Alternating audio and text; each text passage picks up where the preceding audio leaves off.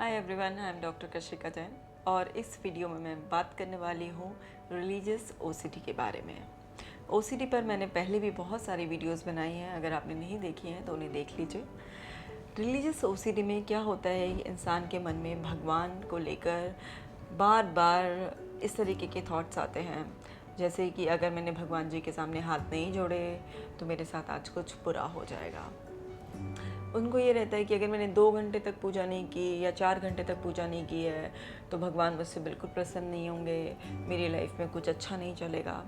Even अगर घर से वो कहीं जा भी रहे हैं और रास्ते में अगर 10, 20, 30 जितने भी धार्मिक स्थल मंदिर पड़ रहे हैं तो हर मंदिर के आगे, हर जहाँ पर भी इवन भगवान की मूर्ति है तो वहाँ पर भी हाथ जोड़ना एक कंपल्शन सा हो जाता है उनके लिए। अगर लाइफ में कुछ भी थोड़ा बहुत अप एंड डाउन होता है तब भी जो है ना, ये रहता है कि सब भगवान की वजह से हो रहा है, भगवान मुझसे नाराज़ चल रहे हैं इसीलिए मेरी तबीयत ख़राब है। घर में कोई फाइनेंशियल प्रॉब्लम है तो भगवान की कृपा नहीं आ रही है, भगवान जी नाराज़ चल रहे हैं तो उस वजह से ये सब हो रहा है। मीन्स रिलीजियस ओसिटी में भगवान जी को लेकर, धर्म को लेकर किसी ऑब्सेशन, किसी धर्म के लेकर या किसी पर्टिकुलर भगवान को लेकर भी हो सकता है। तो इस तरीके की थॉट्स देखी जाती हैं। तो इससे क्या होता है, इसमें बहुत परेशानी का सामना करना पड़ता है। भाई आप किसी इंपॉर्टेंट काम के लिए कहीं जा रहे हैं और आपके लिए एक कंपल्शन सा है, आपके सर पे एक बोझ सा है विचारों का, जिसमें कि आपको रुकना ही रुकना है और भगवान के सामने हाथ जोड़ना ही जोड़ना है। इसकी वजह से इतना डर पैदा हो जाता है कि इंसान डेली घंटों घंटों पूजा करता है। मेरे पास एक लेडी आती थी जिनकी 55 एज थी। वो इतना ज़्यादा इस तरीके की ओसीडी से पीड़ित थी कि वो 6-6 घंटे पूजा करती थी। उन्हें लगता था कि अगर उन्होंने दिन में 101 माला जाप नहीं की है तो भगवान जी उनसे नाराज़ हो जाएंगे, उनके बेटे का एक्सीडेंट हो जाएगा और घर में तरह तरह की परेशानी हो जाएंगी। तो वो घर से अगर उनके बच्चे बाहर जाते थे तो वो उनको पहले बहुत देर पूजा करने के लिए बोलती थी, पूजा कर कर उनको दही और जो उसमें शक्कर डालकर देनी होती थी वो देकर, और फिर भी बार बार उनको घर से जाने से पहले बोलती थी कि रास्ते में जितने भी मंदिर पड़े बेटा हाथ जरूर जोड़ लेना। तो ऐसा इंसान खुद भी एक्सेस में प्रेयर करता है, भगवान को मानते हैं और वो अपने घर वालों से भी यही एक्सपेक्ट करते हैं। ठीक है, भगवान को मानना बहुत अच्छी बात है, प्रेयर करनी चाहिए हम सभी को, लेकिन अगर यही सब चीज़ बहुत ज़्यादा एक्सेस में हो जाए तो सारा दिन फिर हम प्रेयर ही करते रहेंगे, फिर हम कर्म कब करेंगे। तो ये चीज़ बहुत अच्छी होते हुए भी कि भगवान को मानना, पूजा करना, ये आपकी ज़िंदगी को मुश्किल बना सकती है, क्योंकि इसमें आपका बहुत ज़्यादा टाइम वेस्ट हो जाता है और साथ के साथ जो फियरफुल थॉट्स आती हैं वो बहुत ज़्यादा परेशान करती हैं।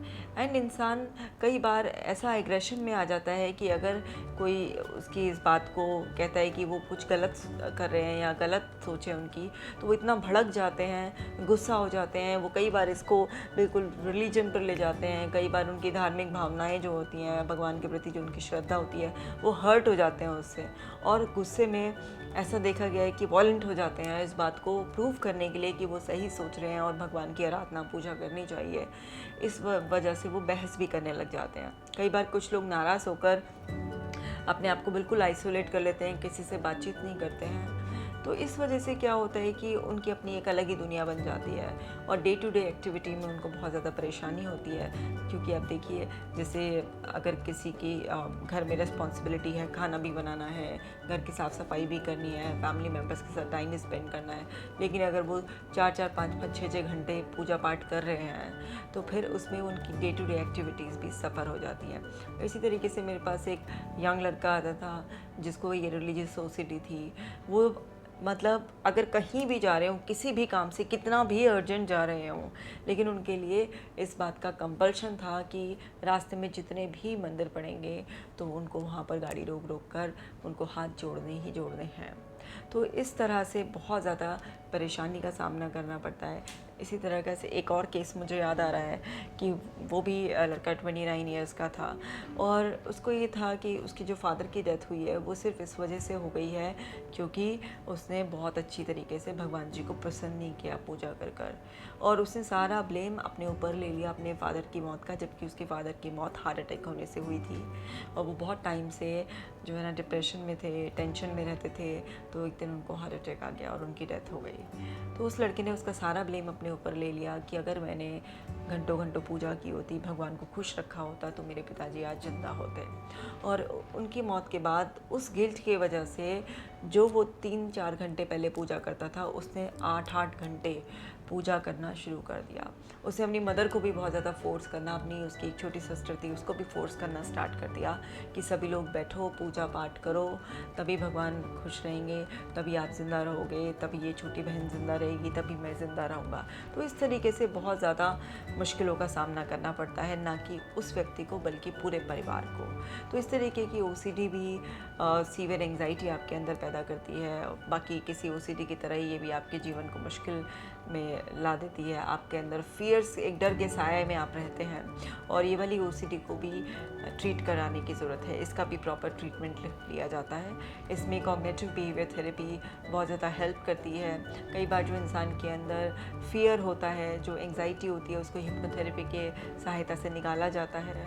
और मे बी अगर कुछ इवेंट्स और इंसिडेंट्स आपके दिमाग में बैठे हुए हैं जिसकी वजह से आपके दिमाग में ट्रिगर सेट हो जाता है, तो उनको भी हिप्नोथेरेपी की सहायता से दूर किया जाता है। साथ ही साथ डिफरेंट और ट्रिक्स एंड टेक्निक्स हैं जो सिखाई जाती हैं, जिससे कि आपको हेल्प मिलती है। साथ ही साथ आपको रिलैक्स रखने के लिए बहुत सारी रिलैक्सेशन एक्सरसाइजेज इसमें बताई जाती हैं, जो कि बहुत ज़्यादा हेल्पफुल होती हैं। तो रिलीजियस OCD के बारे में बस इतना ही। नेक्स्ट वीडियो में मैं बात करूँगी ROCD के बारे में। Stay connected.